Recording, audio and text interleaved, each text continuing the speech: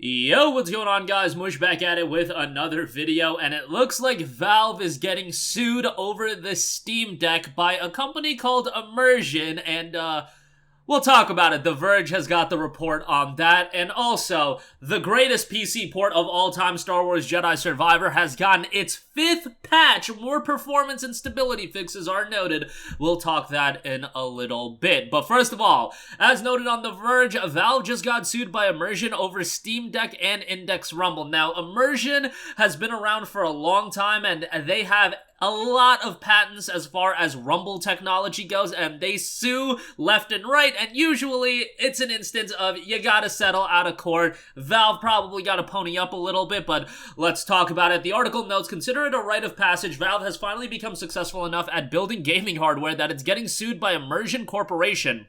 Immersion is a haptic feedback company that purchased, developed, or otherwise accumulated so many patents on Rumble tech that almost every major tech company has licensed or settled out of court, is now accusing Valve of infringing its patents with the Steam Deck handheld, the Valve Index VR platform, its Steam VR software, and Half-Life Alyx, among other titles. There's no mention of Valve's long-gone Steam controller, which also used a lot of haptic feedback. I would imagine that this was a case of Immersion waiting for Valve to build up a large repertoire of platforms that are utilizing Rumble, and in the sense of just having the Steam controller, that probably wouldn't have been worth their while. I don't know. Immersion is asking for damages. Whoa, damages, royalties, and an injunction against Valve from deploying, operating, maintaining, testing, and using the accused handheld instrumentalities and accused VR instrumentalities. The company filed its complaint Monday in federal court, specifically the Western District of Washington. They cited a bunch of different patents. Sony and Microsoft both licensed Immersion's patent portfolio following lawsuits and settlements. Apple, Google, Motorola, and Fitbit settled as well. Meta is currently in the middle of its own Immersion lawsuit filed a year ago, and Nintendo seemingly escaped a suit, perhaps due to its own development of Rumble Pack tech going back to the Nintendo 64, that is.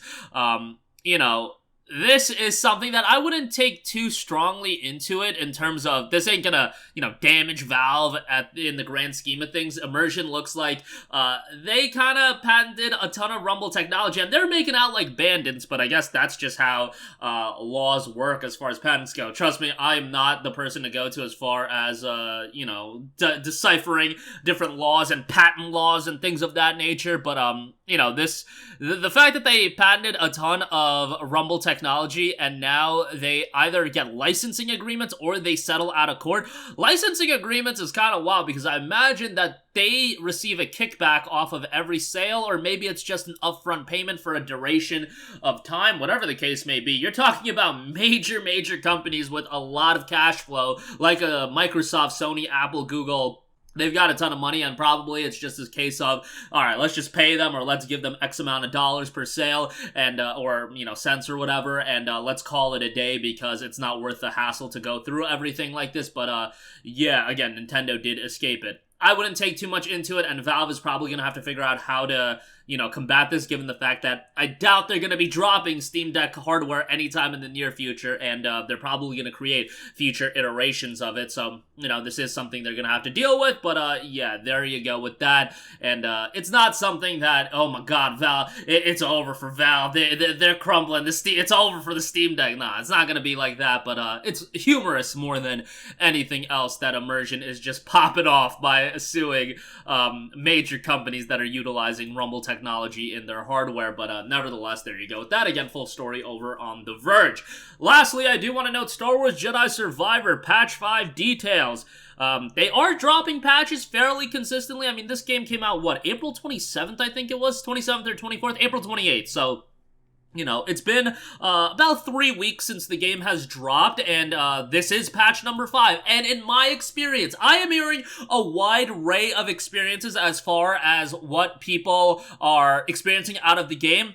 It's running pretty darn well for me now. Like, I get it. The last patch apparently broke the game for a lot of people. One of my driver updates ended up breaking the game for me for a while, and then I think a patch rolled out, and then it fixed the game. So many things are going on, so it's running. Last I checked, it was running well, but I ain't expecting that to last. Things move so quickly that, I heard from a lot of people that one of the patches just absolutely broke their game, and for me, It was actually one of the patches. I uploaded a video of it, but I had constant crashes. But then I think something happened. I think another patch might have rolled out, or I might have updated my drivers. And then last I checked, I got to Kobo in New Game Plus, and I messed around in Kobo for a while on New Game Plus, and it was running fairly well. Like, not fairly well, like, let's be real. Like, I was playing the game at 1440p at epic settings, and still wasn't hitting 60 frames per second. Far from it, in fact, but, you know, comparatively to where it was, like, I was legitimately dipping to, like, 14 FPS when this game launched, so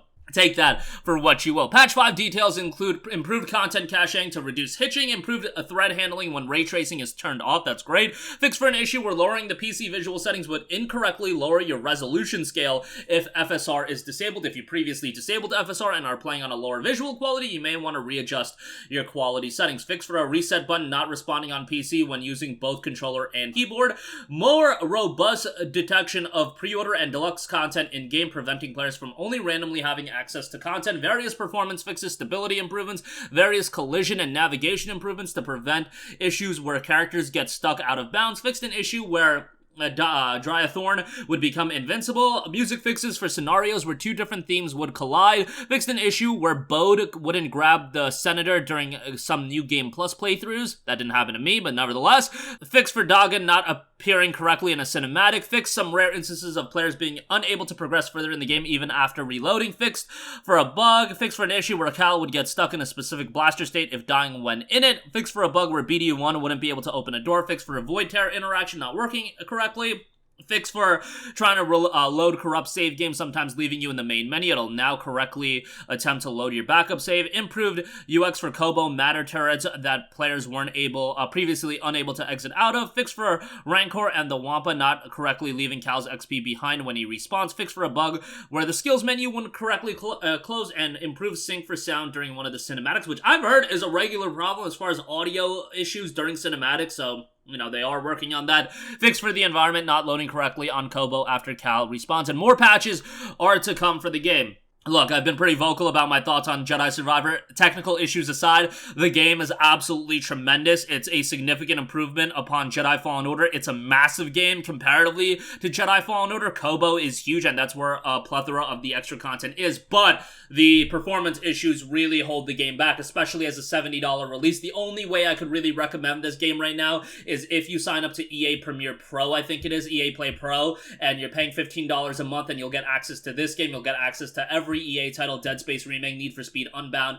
Play through it for a month. A month will give you enough time for sure to beat the game. You know, the 100% is lengthy, so bear that in mind, but, you know, a month is a decent bit of time. So if you want to play it, that's your best bet. Otherwise, if you want the game on Steam, I would highly recommend you wait till the fall. More patches will roll out. Hopefully the game will get better, and it'll be sizably discounted, you know, 40 to 50% off. Probably, like, 35 to 40% off is, like, the cap as far as the discounts, although EA games sometimes go on sale fairly quickly. Dead Space Remake is seeing, what, a 30% off discount right now, and it's 5 months old, so by November, you know, winter sale time, autumn sale time, who knows, it might see a deep discount come that time frame. But that'll do it for me. Again, Valve getting sued by Immersion over the Steam Deck and Index Rumble technology. I think they'll get it resolved fairly easily, and Jedi Survivor gets its latest patch, Patch 5, rolling out a bunch of new fixes. That's going to do it for me. Let me know all your thoughts in the comment section down below. As always, thanks for watching, and I will catch you guys in the next one. Peace out.